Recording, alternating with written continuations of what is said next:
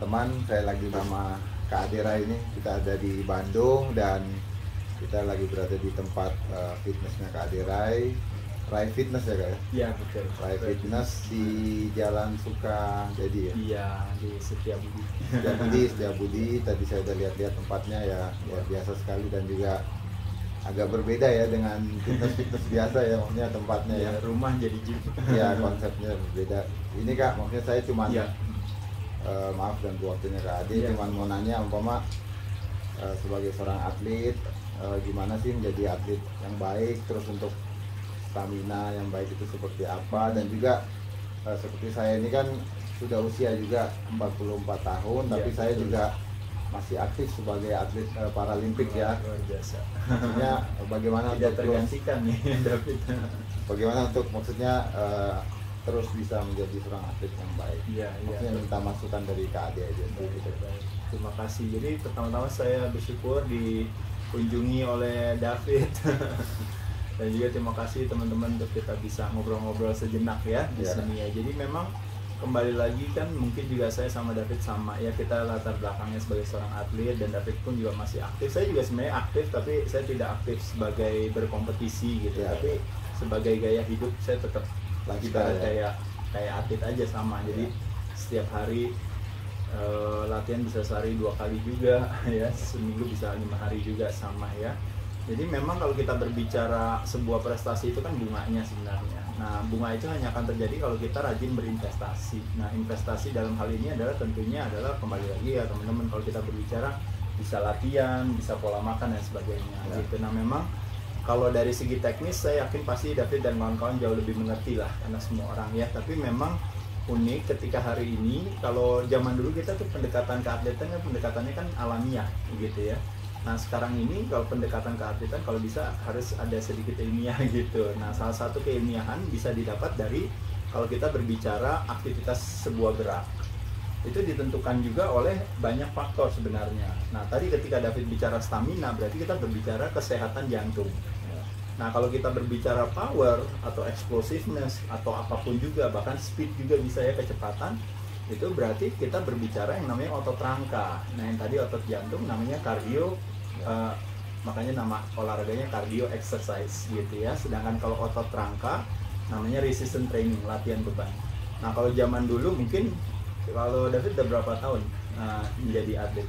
Saya kan dulu pernah jadi timnas yang umum dulu kan, timnas umum, tapi memang level prestasinya cuma Asia Tenggara, nggak sampai dunia. Setelah itu tahun 2010 saya masuk mulai ke olahraga yang paralimpik. Iya, paralimpik betul. Memang karena saya masuk di kategori itu kan. Betul. Setelah di paralimpik ternyata malah berapa puluh tahun kalau boleh tahu? Mulai serius, kalau mulai belajar tenis meja umur 10 tahun, tapi mulai serius masuk klub itu sekitar 12 tahun. 12 tahun, waktu umur 12 tahun maksudnya. Oh berarti kurang lebih berarti udah hampir 30 tahunan juga sama kayak saya juga ya. Saya udah 37 tahun lah kalau saya ya. Sekarang saya udah 52 sekarang umurnya. Nah jadi dengan puluhan tahun itu kita ingat waktu zaman dulu di awal-awal mungkin 5 tahun pertama atau apa, saya yakin kita dulu nggak pernah dengar ada yang namanya latihan beban buat atlet pingpong gitu misalnya ya. Atau latihan beban buat atlet bulu tangkis gitu misalnya. Kadang-kadang suka kita nggak ada gambaran gitu ya, tapi sekarang dengan adanya berbagai informasi, berbagai pengetahuan juga, akhirnya sekarang ini ternyata atlet-atlet tenis meja juga ternyata harus juga didukung oleh hal tersebut gitu.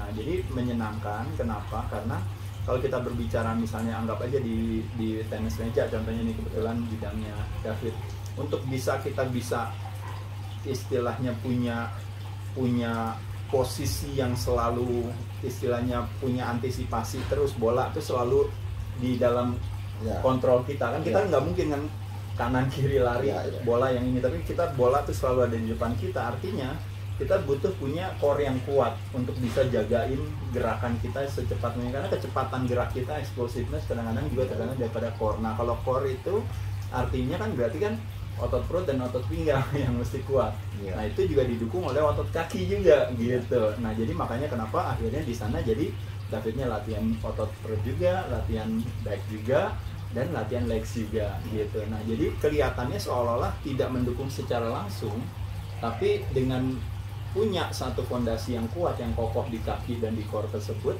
akhirnya memungkinkan untuk bisa bermainnya jadi lebih optimal. Kayak saya dulu juga bekas pemain bulu tangkis gitu, saya pun merasakan hal tersebut. Jadi kalau kita dulu latihannya shadow gitu ya, jadi ketika kita punya core yang kuat, itu memungkinkan kita bahkan juga termasuk juga untuk loncat kadang-kadang. Nah, loncat itu bukan dipengaruhi oleh hanya sekedar kaki yang kuat, tapi ketika membayangkan Michael Jordan misalnya, dia disebutnya Air Jordan kan, karena waktu dia di udara, dia naik, dia bisa diam sejenak baru dia naik dikit baru dia ini. Nah, waktu dia diam sejenak dan dia naik, itu otot mana yang bekerja? Otot yang terlibat itu adalah otot perutnya gitu. Nah, jadi ini cuma salah satu contoh aja, tapi intinya saya cuma mengatakan bahwa ternyata ada peran latihan beban untuk mengoptimalkan sebuah prestasi. Apakah di tenis meja, apakah di golf, apakah di atletik, apakah di olahraga permainan lainnya, di bulu tangkis misalnya, atau mungkin di tenis misalnya, ternyata memang benar terjadi ya. Dan saya yakin juga mungkin kalau David lihat atlet-atlet dunia sekarang juga, kalau zaman dulu mungkin kurus-kurus atau apa, sekarang kayaknya semakin atletis ya, semakin muscular gitu ya. Dan mungkin kecepatan smash gimana tuh David? Kecepatannya lebih keras lagi gak kalau? Iya, kalau sekarang kan memang kan teknologi juga kan Kak, teknologi karet, kayu juga makanya pukulannya juga udah lebih simple lagi seperti apa. Jadi memang memungkinkan itu ya. Jadi artinya kecepatan bolanya lebih tinggi lagi tuh. Nah, kalau kecepatannya lebih tinggi lagi berarti kan badannya juga membutuhkan itu. Selain itu juga sebagai contoh misalnya, saya yakin misalnya kalau dalam hal olahraga tenis meja misalnya, apakah yang Olimpik maupun Paralimpik sekalipun gitu ya, berat badan yang bertambah tentu pasti akan berpengaruh gak ya? Pasti ya, karena kan kita akhirnya membawanya lebih berat kan gitu. Nah, oleh sebab itu akhirnya peran apa yang hadir di sana? Peran diet and nutrition. Nah, ketika kita mesti mengatur makanan yang kita konsumsikan, ada 4 elemen daripada diet. Ada yang namanya pemilihan sumber, yang kedua penyajian, yang ketiga adalah mungkin jadwal, kapan kita makan, waktunya yang tepat, kapan kita tidak makan ya. Dan yang terakhir adalah jumlah. Kalau kita ngomongin nanti bisa jadi ngomongin kalori, ngomongin apa sesuai dengan kebutuhan kita masing-masing. Nah, jadi peran pendekatan diet dan nutrisi itu menjadi juga sesuatu yang penting juga ternyata. Karena kalau kita berbicara stamina itu kadang-kadang juga kita berbicara pola makan juga. Kita makannya sembarangan, makan makanan olahan, kadang-kadang juga terlalu banyak unsur kimianya gitu ya. Nah, itu juga akhirnya bisa mempengaruhi kualitas kayak kemampuan kita untuk bernafas lebih panjang, kemampuan kita untuk bertahan di dalam situasi yang mungkin ya kan, apalagi kalau kayak di tenis meja kalau sama-sama kuat bisa nggak berhenti itu ya. Pernah ada rekor ini memang berapa jam gitu yang atlet-atlet belum terlalu banyak tahu ini betul, ya, nutrisi apa itu kan mempengaruhi juga kan, betul sekali untuk sebuah prestasi juga. Betul. Jadi itu juga menjadi sesuatu yang penting ya. Mudah-mudahan nanti di training center ya, mungkin berarti ini ada training center juga di Solo. Ya di Solo ada training center juga. Mudah-mudahan nanti di training center itu pun juga atlet-atletnya juga mendapatkan kesempatan untuk bisa terpapar dengan berbagai makanan-makanan sehat yang memang diperuntukkan bagi atlet, bukan cuma semata-mata udah penting ada makanan aja yang makan yang banyak silahkan gitu ya. Dan jadi di situ pasti nanti juga ada peran mungkin ahli nutrisinya mungkin ada di sana gitu ya. Mungkin kayak strength and conditioning juga saya rasa juga penting kali ya, mungkin kalau ada pelatihnya di sana. Kadang-kadang kalau di Indonesia kadang-kadang suka dengan latar belakang dari POK atau mungkin dari mana ya. Jadi itu juga sekolah olahraga misalnya, itu juga bisa membantu para atlet untuk bisa mengoptimalkan performanya. Jadi secara teknisnya saya yakin mungkin masing-masing udah fasih lah ya. Tapi menyenangkan kalau kita juga pay attention terhadap hal-hal yang sifatnya non teknis tadi. Jadi kalau istilahnya lebih ke korelasi bukan direct causation-nya. Jadi nggak secara langsung dia berpengaruh. Tapi ketika anak-anak itu rajin latihan beban, ototnya tambah banyak, lean body mass-nya tambah besar, lalu lemaknya tambah sedikit, memungkinkan dia untuk bisa lebih mengoptimalkan. Ya mungkin nggak bisa terlalu gede juga kayak binarga nanti berpengaruh kepada gerakan, range of motion, berpengaruh terhadap apa. Jadi resistance training itu ibaratnya sebuah kendaraan. Destinasinya beda-beda. Ada yang destinasinya ditujukan untuk jadi atlet binaraga, ada yang ditujukan untuk jadi atlet angkat besi, ada dia ditujukan untuk menurunkan berat badan, ada juga yang ditujukan untuk semesan yang kencang, ada yang ditujukan untuk tendangan yang keras, ada yang ditujukan untuk loncatan yang tinggi. Nah, kebetulan kalau teman-teman di Paralimpik ini masing-masing pasti punya kebutuhannya sendiri. Apakah saya harus biar berdirinya lebih lama lebih kuat, apakah saya mungkin smesannya lebih keras, apakah mungkin saya bisa punya core yang kuat sehingga saya bisa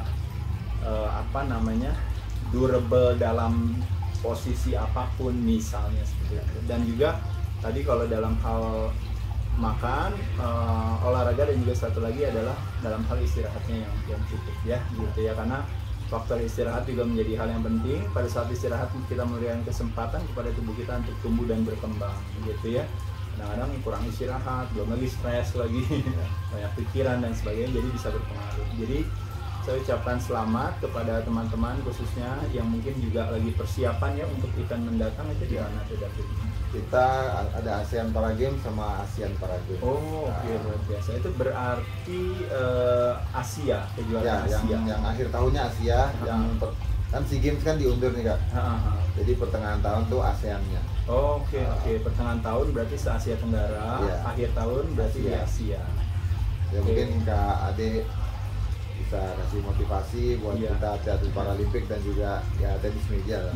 Iya buat teman-teman atlet Paralimpik, juga buat atlet tenis meja, teman David dan kawan-kawan, saya mengucapkan teman-teman selamat ya. Kembali lagi membawa harum nama bangsa tuh luar biasa ya, nggak semua orang bisa punya kesempatan itu. Buat teman-teman, persiapan itu menjadi sesuatu yang penting juga. Masih ada waktu, saya yakin ya, kita ini kan baru awal tahun. Jadi berfokus kepada apa sih yang bisa mengoptimalkan kita untuk bisa punya kemajuan. Tapi di sisi lain juga kita selalu mengantisipasi apa sih kekurangan yang bisa kita improve ya. Kemenangan itu atau kekalahan sebenarnya sesuatu hal yang wajar ya. Tapi sekali lagi segala kemenangan dan kekalahan yang dulu pernah dilewati itu dijadikan sebagai satu evaluasi yang nantinya buat kita untuk lebih baik dari sebelumnya ya. Jadi memang kalau idealnya itu kita sebenarnya tuh yang utama itu kan sebenarnya kan lebih baik dari diri kita sebelumnya ya. Terlepas daripada nanti akhirnya konsekuensinya kita bisa mengalahkan orang lain gitu ya.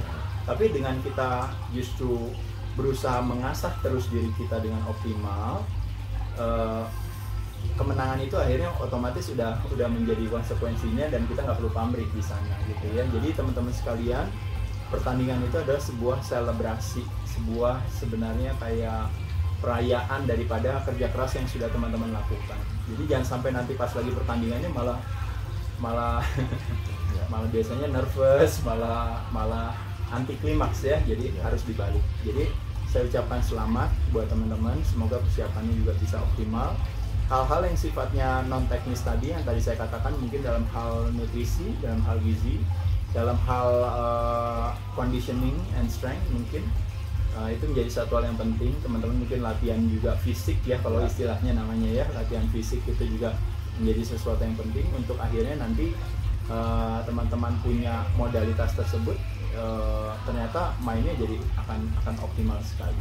Saya ucapkan selamat ya.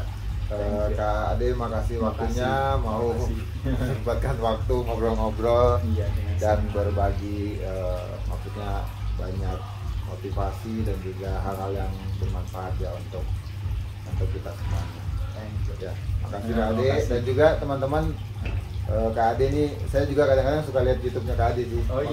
Itu banyak sekali informasi-informasi yang maksudnya bermanfaat banget. YouTube-nya Kak Ade. Ya mungkin teman-teman juga bisa lihat Dunia Adirai itu keren banget, maksudnya penting banget buat kesehatan, buat berbagi dan belajar bersama ya. Oke Kak, makasih. Terima kasih David. Thank you. Terima kasih teman-teman.